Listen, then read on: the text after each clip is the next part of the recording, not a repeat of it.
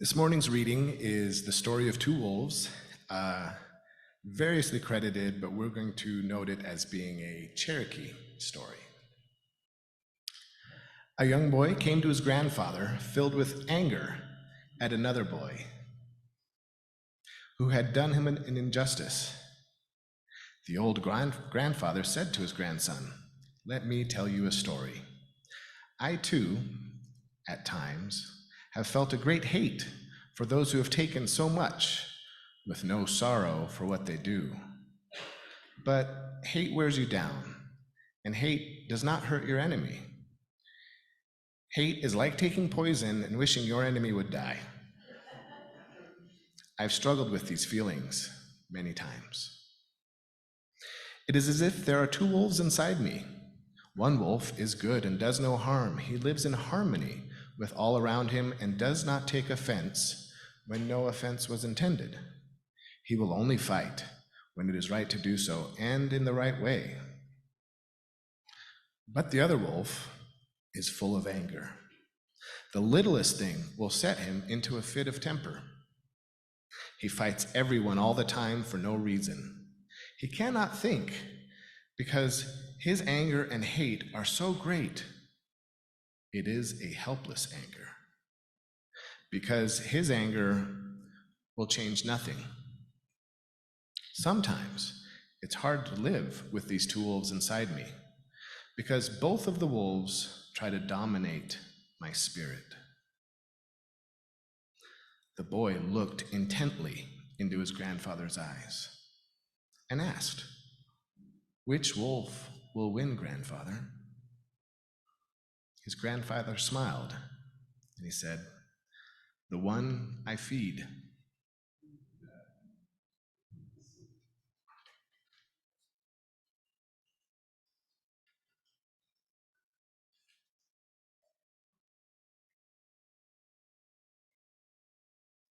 So kindness is my religion.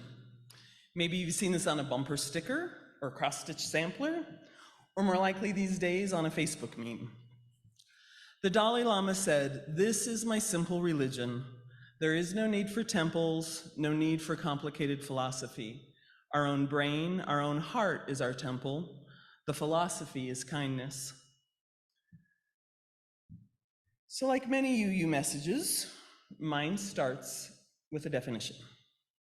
The Oxford Dictionary says kindness is the quality of being friendly, generous, and considerate. Merriam-Webster says being kind comes of a sympathetic, helpful, gentle nature. Now for religion. Merriam-Webster and Oxford give similar definitions as ideas.org, which says, religion is a specific set of organized beliefs and practices, usually shared by a community or group. Spirituality is more of an individual practice and has to do with having a sense of peace and purpose. It also relates to the process of developing beliefs around the meaning of life and connection with others. So I guess technically Unitarian Universalism is really my religion, and kindness is my spiritual practice. Unless, of course, I can get all of you to organize with me and we can develop our belief and our practice so that we can hang a new flag outside that says All Souls Church of Kindness. What would our rituals be? How would we practice our belief that kindness can change the world? You know, we may actually be on our way to that. Rick's going to put up a slide of the new graphic that the Article 2 Study Committee developed to communicate our covenant and values as a religious community. According to the study report prepared over the last 2 years, love is the power that holds us together and is at the center of our shared values. We are accountable to one another for doing the work of living our shared values through the spiritual discipline of love. Now, I'm sure most of you have heard of the 7 different types of love: romantic, platonic, pragmatic, etc. But the type I think we're talking about here is agape. Love that is selfless and eternal, linked to charity, fundamental to the well-being and functioning of society. Which, if you ask me, sounds a lot like kindness. Kindness is love in action. So, what would our rituals and our practices be? I'm a Montessori teacher of 3 to 6-year-olds, and at my Montessori school, the Warm Fuzzy song is a pillar of our curriculum, or dare I say, it's a ritual. It was written by Dave and Helene Van Manen, and I learned it from my mentors at Giving Tree Montessori, including Miss Carla. I truly believe that helping children learn to be kind is the most important part of my job. The sandpaper letters, the movable alphabet, spindle boxes, bead chains, these are all super cool learning materials. But I have the honor of being with small children for a very short period in their lives. And as important as reading, writing, arithmetic all are, and young children are in a sensitive period for learning the basics of these, they're in their most sensitive period for learning to be kind. I believe kindness eclipses it all.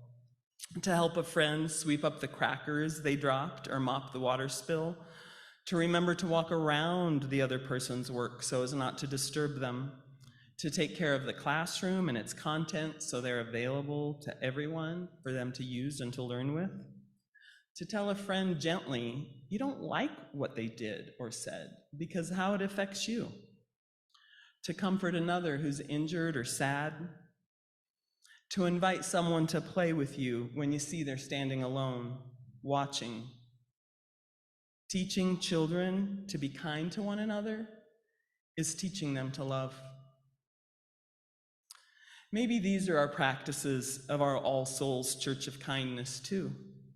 Sharing ourselves and resources with the community members, building a home with Habitat for Humanity, serving at the soup kitchen with a smile and a kind word for the clients who eat there, offering space and supporting the freedom of individuals and groups who are not in the mainstream, marching in parades and on City Hall, writing letters, and showing up for our community members who aren't always on the main stage, being an ally, accepting everyone as a member of the community, regardless of their color, sexual preference, gender identity, or economic station.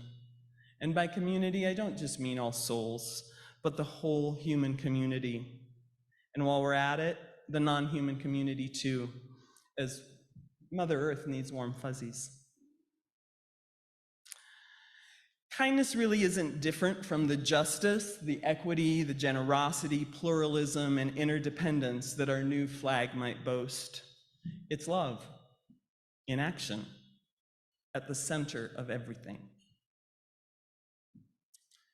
Now, the story of 2 wolves I heard many years ago, right here in these pews, from our now Minister Emerita, Ellen Johnson Fay. It has stayed with me all this time, and I hope it will with you as well. The idea that we are in control of our emotions, our behavior, and our lives suits me as a humanist. I don't care to attribute any of these things to God or the devil. I have the potential to be kind and loving or angry and hateful. It's up to me to choose. I choose to feed the good, harmonious wolf. And I do this through acts of kindness. Don't get me wrong. When I'm driving and someone cuts me off or honks their horn before the light is even all the way green, the second wolf rears its head. And that's when I go into my other spiritual practice. When I breathe in peace. And when I breathe out love. A deep breath at Woodman and Union, a smile and a wave with all my fingers at the driver behind me. Another bumper sticker comes to mind. You have no idea what other people are going through. Be kind. So I feed the first wolf with cleansing breaths and little reminders of the many challenges others might be facing, and I keep rooting for it to win. Now, besides definitions and semantics, the other things that I know you use love is science. So while warm fuzzies are nice and metaphoric wolves are inspirational, there's nothing like a good UC Berkeley study to make us sit up and take notice. So Dr. Keltner is a psychology professor. He's the director of Berkeley Social Interaction Lab and co-director of Greater Good Science Center. His studies have shown that we are wired to care. Our brains light up in the same place when watching someone get hurt as theirs does. Our mirror neurons are what's responsible for this. Empathy is a physiological response. And while scientists thought that it occurs more in the frontal cortex, when subjects were looking at photos of intense suffering, the periaqueductal gray, a quite primitive area of the brain, lit up. So empathy and compassion really is an old part of the nervous system. It also activates the vagus nerve, the longest nerve bundle in our nervous system. Even Darwin speculated that sympathy is the strongest instinct that humans have. He argued that human societies that have the most sympathetic members will thrive and flourish and raise the greatest number of offspring. Kindness is also chemical. When we perform an act of kindness, picking up and returning somebody's dropped wallet, our brain produces oxytocin. Heck, when we witness somebody else perform an act of kindness, oxytocin floods our system. That cuddle hormone kicks in. We feel connected when that happens.